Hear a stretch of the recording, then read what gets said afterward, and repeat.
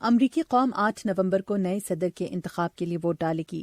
Democratic party کی جانب سے ہلری کلنٹن جبکہ ریپبلکن پارٹی سے ڈونلڈ ٹرمپ صدارتی انتخاب لڑ رہے ہیں۔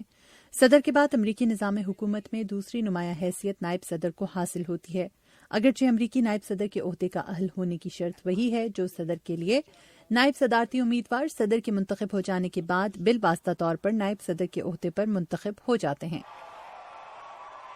سال 2016 کے انتخابات میں ڈیموکریٹک پارٹی کی جانب سے ٹم کین جبکہ ریپبلکن پارٹی کی جانب سے مائک پینس کو نائب صدارت کے امیدوار کے طور پر منتخب کیا گیا ہے۔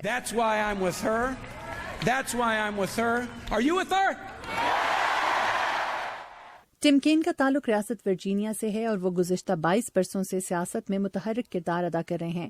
ٹم کین ریاست ورجینیا میں شہری کونسل کے رکن، میئر اور گورنر رہ چکے ہیں، جبکہ 2012 سے وہ امریکی سینٹ میں ریاست ورجینیا کی نمائندگی کر رہے ہیں۔ ٹم کین نے یونیورسٹی آف مسوری اور ہارورڈ یونیورسٹی کے شعبہ قانون سے ڈگری حاصل کی۔ ٹم کین عیسائیت کے کیتھولک فرقے سے تعلق رکھتے ہیں اور عیسائی مشنری کے طور پر وسطی امریکہ کے ملک ہنڈورس میں 1 سال گزار چکے ہیں۔ مجھے مختلف پالیسیوں پر ٹم کین کا موقف پسند ہے۔ ڈیموکریٹک پارٹی کے مخالفین اور ہلری کی حمایت نہ کرنے والے یقیناً نائب صدارت کے لیے ٹم کین کے انتخاب سے بھی مطمئن نہیں۔ اس پارٹی کی جانب سے جو کچھ بھی سامنے آ رہا ہے میں اس پر کوئی توجہ نہیں دے رہا۔ دوسری جانب ریپبلکن پارٹی کی جانب سے نائب صدارت کے امیدوار مائک پینس ہیں۔ The next Vice President of the United States, Governor Mike Pence. Mike Pence کا تعلق امریکہ کی وسط مغربی ریاست انڈیانا سے ہے اور وہ ایک قدامت پسند ریپبلکن کے طور پر پہچانے جاتے ہیں۔ جو لوگ مجھے جانتے ہیں انہیں پتا ہے کہ میں ایک مسیحی ہوں، قدامت پسند ہوں اور ریپبلکن ہوں۔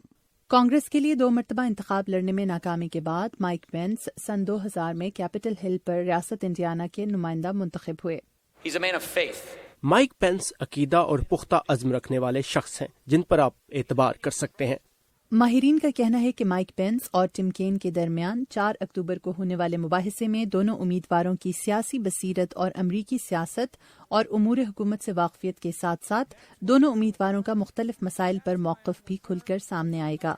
مدیحہ انور، اردو VOA، واشنگٹن۔